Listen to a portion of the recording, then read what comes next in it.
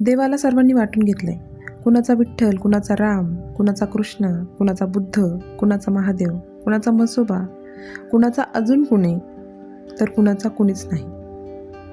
पण देव नेमका कोण? तो काय आणि कुठे असतो? तो कुठे वसतो? या सर्वांचा उलगडा करणारं हे सुंदर गाणं. चला तर मग ऐकूया आणि समजून घेऊया. शोधून शिनेला जीव अत्तारी, साध तुलाही पोहचल का?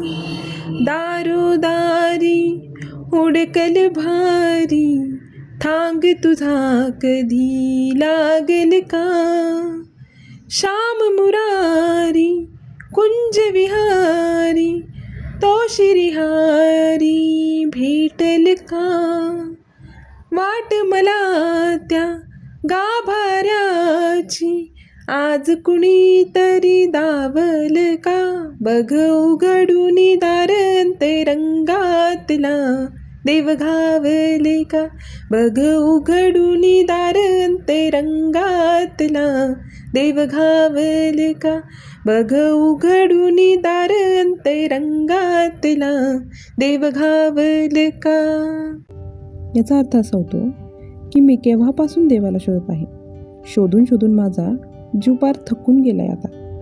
देवा, तुला माझी साथ कधीतरी पोहोचणार आहे का? तुझा पत्ता मला कधीतरी सापडणार आहे का? श्याम मुरारी, कुंज विहारी, श्रीहरी अशा विविध नावांनी मिळवणारा तू कुठे आहेस? तुझ्या गाभाऱ्याचा रस्ता कुणीतरी आज मला दाखवणार का? तान्ह्या बाळाच्या हसऱ्या डोळ्यात तो नाचे रंगून, संतांच्या मेळ्यात जो. लहान मुलांच्या हसणाऱ्या डोळ्यात तो आहे. संतांच्या मेळ्यात नाचणारा तो आहे. तुझ्या माझ्यात भेटल साऱ्यात तो, शोध नाही कुठे या पसाऱ्यात तो. तू, मी आणि इथे असणाऱ्या साऱ्यामध्ये, या पसाऱ्यात म्हणजे बघशील तिथे कणाकणा तो सामोरेला आहे. रोज वृंदावनी फोडी तो घागरी, तोच नाथा घरी वाहतो कावडी. वृंदावनात घागरी फोडणारा काय किंवा नाथा घरी कावडी वाहणारा काय, दोघे एकच. गुंतला ना कधी मंदिरी राऊळी, बाप झाला कधी झाला माऊली. म्हणजे ज्याला आपण मंदिरात शोधत फिरतो तो मंदिरात नसतोच म्हणून. तोच देव कधी आपला बाप बनतो तर कधी आई. भाव भोळा जिथे धावला तो तिथे, भाव नाही तिथे सांग धावल का? जिथे भोळा भाव आहे तिथे देव आहे. जिथे भावच नाही तिथे तो काय असणार आहे? म्हणजेच ज्याच्या मनात करुणा, प्रेम, वात्सल्य आहे त्यांना तो सदैव उपलब्ध आहे. त्यांच्यासाठी तो ठाई ठाई आहे. आणि ज्यांच्या मनात आत्मीयताच नाही त्यांना मग तो दिसणे अशक्यच आहे. कारण ज्यांच्याकडे स्वतःकडे प्रेम आहे त्याला दुसऱ्यांच्या अंतःकरणातील प्रेम दिसतं आणि भेटतं, जे देवाचंच एक निर्मळ रूप आहे. राहतो माऊलीच्या जिव्हारात जो, डोलतो मातलेल्या शिवारात तो. जो देवाच्या अंतःकरणात किंवा आत्म्याच्या अंतःकरणात राहतो तोच उजाडलेल्या शिवारातही असतो. म्हणजेच कठीण, संकटमय किंवा वेदनादायी परिस्थितीत तोच साथ देतो. जो खोळ्या कोकिळेच्या गळी बोलतो, दाटुनी तोच आभाळी ओथंबतो. कोकिळेच्या गळ्यातील सुंदर आवाजात तो आहे. तोच दाटून बरसणाऱ्या या ढगांमध्ये आहे. नाचवी वीज जो या नभाच्या उरी, होई काठी कधी आंधळ्याच्या करी. जो नभात विजांचा कडकडाट करतो तोच कधी आंधळ्याच्या हातची काठी सुद्धा बनतो. घेऊन लाट येतो किनाऱ्यावरी, तोल साऱ्या जगाचाही तो सावरी. समुद्राच्या लाटांना किनाऱ्यावर आणतो आणि सर्व जगाचा भारही तोच सावरतो.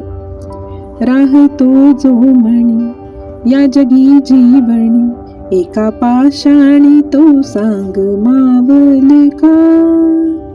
जो आपल्या मनात राहतो तोच बाहेर या जगात वावरतो. मग एका दगडात सांगा, तो कसा बरं मावेल? एकंदरीत पाहिलं तर सर्वांचा मिळून एकच सार आहे की निसर्गातील विविध लीलांचा, म्हणजे कोकिळेचा गळा, विजांचा थैथयाट, ढगांचा गडगडाट, कोसळणारा पाऊस, अथांग समुद्र, या सर्वांमध्ये तो सामावलेला आहे. असा चराचरात बसणारा देव, त्याची आपण एक मूर्ती घडवतो आणि त्यात त्याला शोधत राहतो. त्या एका मूर्तीमध्ये खरंच तो मावणार आहे का बरं? खरं पाहिलं तर कुणाची श्रद्धा कुठेही असू देत किंवा नसू देत, पण प्रत्येकाच्या आत एक भाव आहे प्रेमाचा आणि एक साध आहे आपलेपणाची. पण या धकाधकीच्या, अत्यंत जास्त स्पर्धेच्या जगात भौतिक सुखांच्या मागे धावताना आपण हे नैसर्गिक आपल्यातच दडलेलं मूल्य दाबत चाललो आहोत, विसरत चाललो आहोत. आपण जर सर्वांना धर्म, जात, वर्ग या सर्वांच्या पलीकडे जाऊन बघू शकलो, वरवरचे भाव सोडून मनाच्या खोलीतून, जिथे फक्त प्रेम, आपुलकी, करुणा, आत्मीयता यांचा वास आहे, आणि हे भाव जर आपल्याला जिवंत ठेवता आले, तर आपल्याला कळेल की आपल्याला फार दूर कुठे जाण्याची आवश्यकता नाही. मंदिरांची, मोठ्या रांगांची, फुलहारांची, वर्गणीची, अगदी कशाचीच आवश्यकता नाही. आपण ज्याच्या शोधात हिंडतोय रानोमा, तो आपल्या सभोवतालच्या प्रत्येक गोष्टीत आहे. तो वसला आहे ठाई ठाई, आपली नजर जाईल तिथपर्यंत. फक्त आपल्याला तो बघता यायला हवा. आणि शेवटी तो कुठे आहे, तर तो आपल्याच आतमध्ये. फक्त आपल्याला उघडता यायला हवं दार आपल्याच अंतरंगाचं. फक्त आपल्याला उघडता यायला हवं दार आपल्याच अंतरंगाचं.